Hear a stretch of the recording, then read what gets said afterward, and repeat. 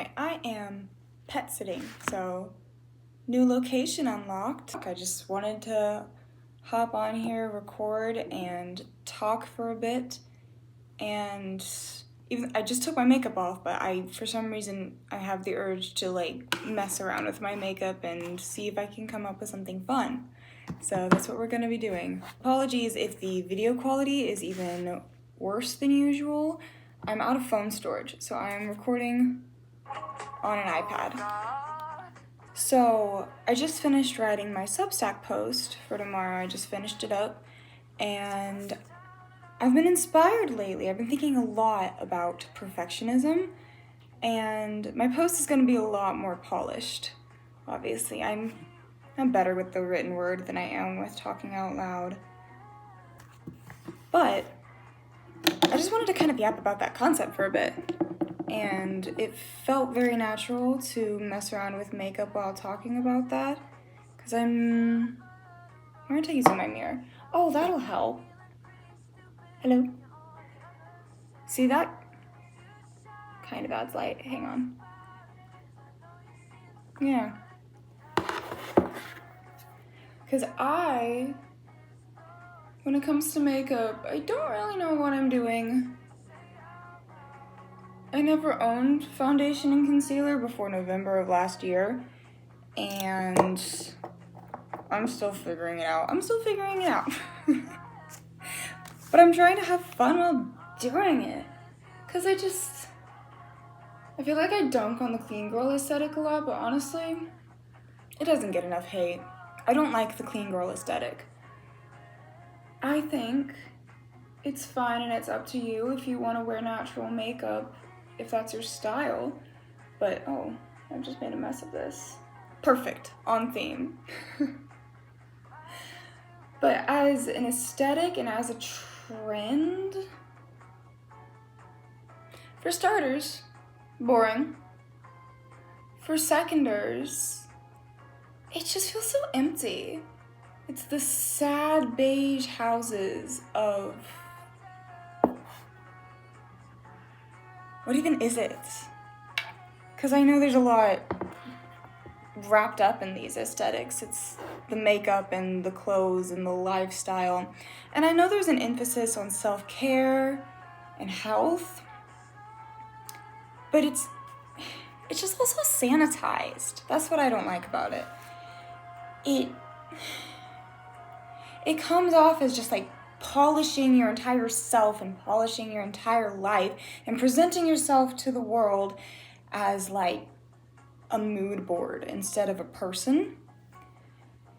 And so my post tomorrow is all about kind of the antithesis to perfectionism. I call it imperfectionism. And I don't know if I coined that or not. My spell check certainly thinks I did. It tried to tell me that it wasn't a word every time I wrote it. So maybe I did coin it. Neat. I'd love to coin a word. This doesn't work very well. I'm just gonna keep holding this, I guess. My mirror's light died, and of course I forgot to bring the battery. So I'm doing dark colors because I never do dark colors in day-to-day. So they don't get any use in my palette, and I don't get any practice at trying to make a dark look that I like.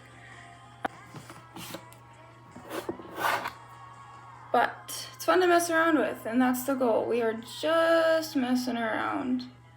Play. So back to what I was saying. About art and perfectionism. Perfectionism is the creativity killer. Perfectionism is the enemy of artists everywhere, and it is also the bad habit of artists everywhere. But imperfectionism isn't just saying, oh, it's okay if it doesn't turn out perfect, as long as I tried, which is good, that's a start. But imperfectionism takes that a step further. Imperfectionism says, I'm gonna play around. I'm gonna make a mess. I'm gonna be a mess because I'm human. My art is gonna have flaws because it comes from me and I have flaws.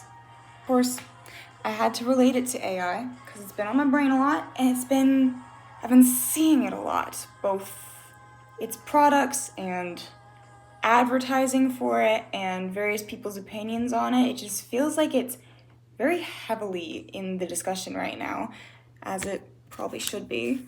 What am I gonna add to this? We're gonna find out. Let's see. I don't know how well you can see it, but I'm adding shimmer. It's supposed to be the yellow color, but this palette's gotten like absolutely wrecked and all the colors are mixed up in each other, so it's just kind of a surprise every time you go to use one, which is fun too. So, AI, obviously, the whole point is they're making these tools, artificial intelligence, whatever, and their main marketing angle for it is it does what you do, but so much better. It's perfect. It doesn't make the mistakes people make. It doesn't have the flaws that people have. It's logical. It's polished. And of course, we've seen how in these generated images, they come out so perfect that it's uncanny. Even when they don't have the 6 fingers all melting together, you can tell. You can tell. Because everything just looks off. Not because it's flawed, but the opposite. There should be flaws. We know that real things have flaws. And so real art from real people, obviously, is gonna have flaws.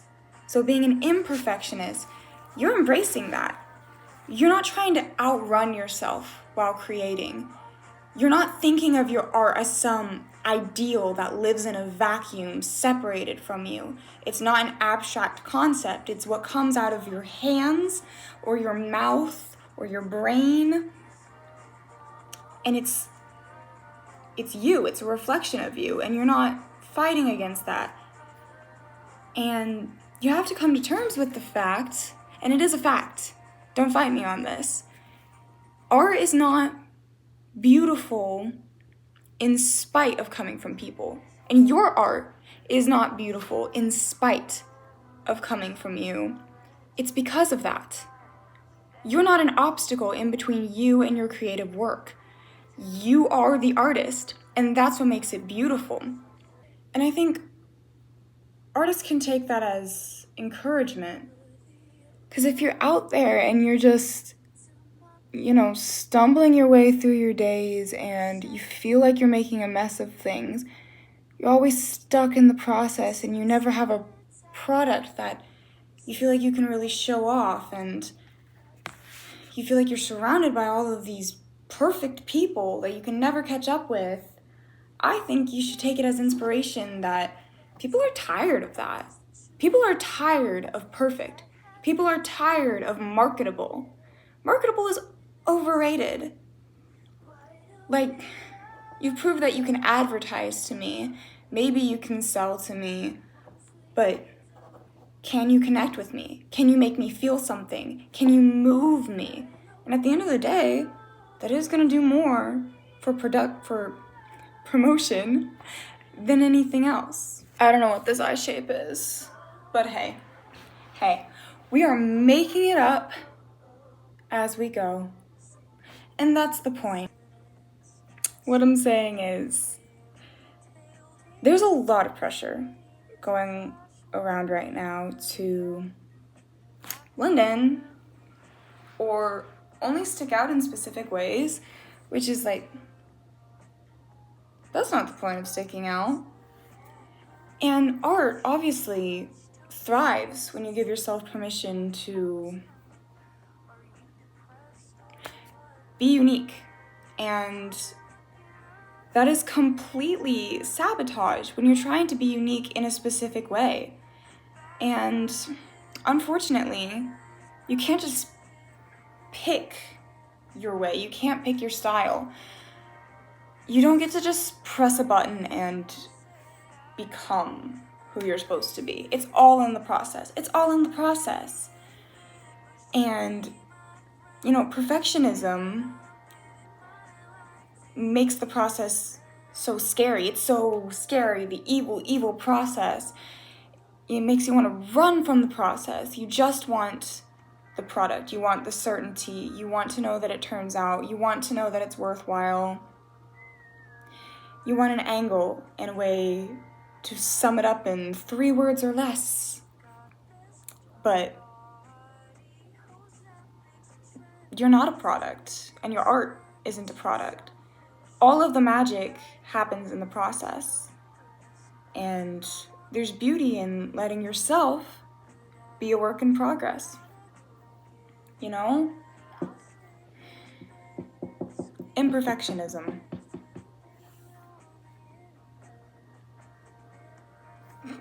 So, on a related note, on Monday, we finally got back in the studio, which we have not been in there at all since the fire, because we had to evacuate everything from the studio, and then it was all chaos, and then there was moving everything back. But we officially resumed work on my next single. You know, speaking of the process, speaking of works in progress, speaking of not really knowing, this song is just different than Clyde, my first single. Clyde, it was like we were all on the same page without even really having to communicate, because it was like the song was just leading the way. Clyde had to sound a specific way, and it was like it was always going to be like that. We were just following the path and seeing where it took us, and it took us right to the destination. Not this song. This song is not like that.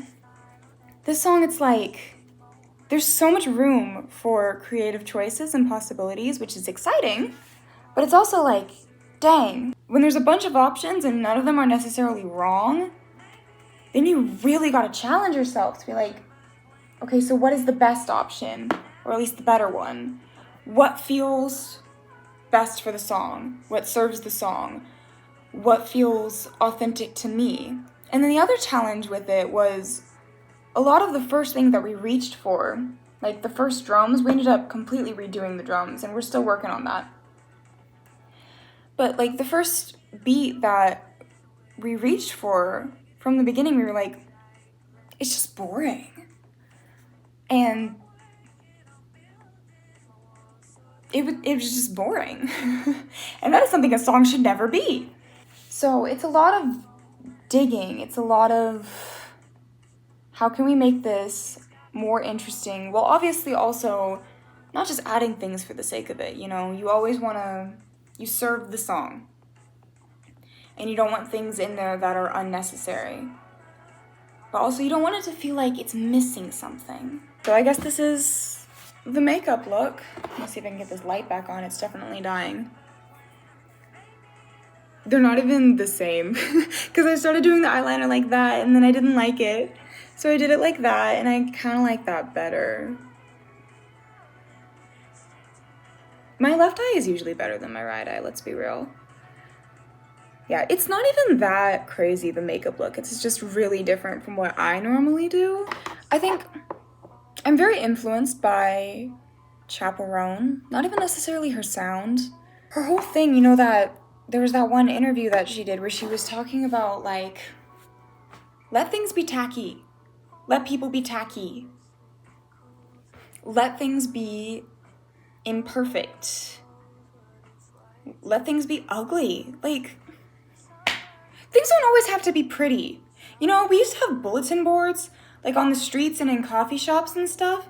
And the main reason that, like, I don't know what it's like in every city, obviously. I can't speak for every city. But where I live, at least, there's no bulletin boards anywhere. They don't allow posters or signs anywhere anymore. Just because it doesn't look nice. We used to be a society. Like, community happens through bulletin boards and things like that. But, God forbid, our telephone poles don't look pretty. They're telephone poles, guys. They're telephone poles. No one wants to make space for works in progress anymore. No one wants to be seen trying, learning, caring, playing. This is play. This is playfulness. And you know, when you're just like going through samples while working on a song, or just looking at random sounds and stuff. Like, maybe you're wasting time, but maybe through that playfulness and exploration, you're going to find something cool. You're going to find something that works. You're going to find something that inspires you. Or you won't. Okay? Like, it's just music. It's inviting your inner child into your creative process. Because it's creativity. It's art. It's like when you used to sit on the ground when you were a kid and draw with chalk on the sidewalk. And now you're all grown up and you put all of this pressure on it. And, you got bills to pay. And you got places you want to be and things you want to accomplish. But also, it's just art. Art is supposed to be fun. Music is supposed to be fun. Why is everyone such a hater these days, too? Like, okay, so-and-so didn't hit that note, or so-and-so's annoying, or you don't like such and such music. You don't have to listen to it. And I understand if it feels like it's being shoved down your throat, it's because it is. They're paying for ads and stuff, and it's everywhere on your feed. But did you know you can find music in other places? Hi, allow me to introduce myself. I make music. I don't have the money for ads. That's the thing. It's rebelling not just against perfectionism, but against the passive consumption. Because I feel like so many people are just allowing themselves to be spoon-fed things, and it's things they don't even like. And then they're like, I don't like that. But instead of just moving on to things they do like, they then devote so much time and energy to ripping it apart and criticizing the artist, who's a human being with feelings, just out there doing their best. And it's like, it's not that deep. It's just music. Like, yeah, maybe they hit a bad note. Your vocal cords are a musical instrument that's also a body part. They get tired. They need to be trained and exercised, and you can't just tune them with a knob like you can a guitar. Trying and caring and passion will always be less comfortable than just observing, critiquing, not caring. Honestly, it's less comfortable than perfectionism.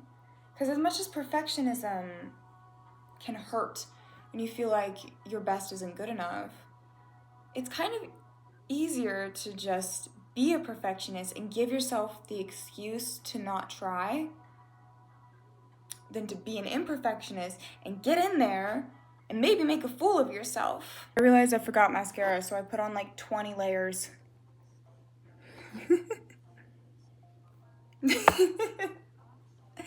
It's fun. It's fun. Life is supposed to be fun too, Like, life is a lot of things, but it is also supposed to have fun parts. I just look like a floating head right now. I tried so hard to find a decent angle, but my iPad doesn't fit in my tripod, and my phone is out of storage, like, permanently, it seems. I'm figuring it out. And that's the point. Dare I say, that's the point. It's been great. I'm writing a lot in a lot of ways. I'm writing my Substack. I've been dabbling with fiction. I'm writing a lot of songs, working on a lot of songs. It's nice to have resumed production, finally. And then this whole YouTube, vlogging, editing thing that I'm trying to teach myself. It's fun. It's fun to jump into things that you don't know how to do and just teach yourself how to do them and have it be so obvious that you don't know what you're doing. It's like, clearly, and I have 30 subscribers now? I have 30 subscribers, 1 tripod, no phone storage, editing skills, and a dream. And we're doing it. I'm just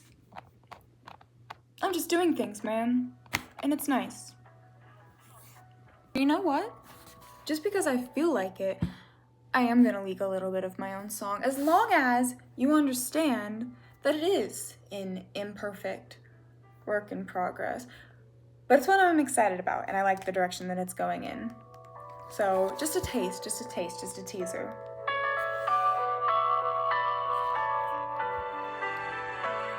Sometimes I think we live in different worlds. The things that harm my mind never cross yours. And when you say it's fine, you only make it worse. But I'm the only one keeping score.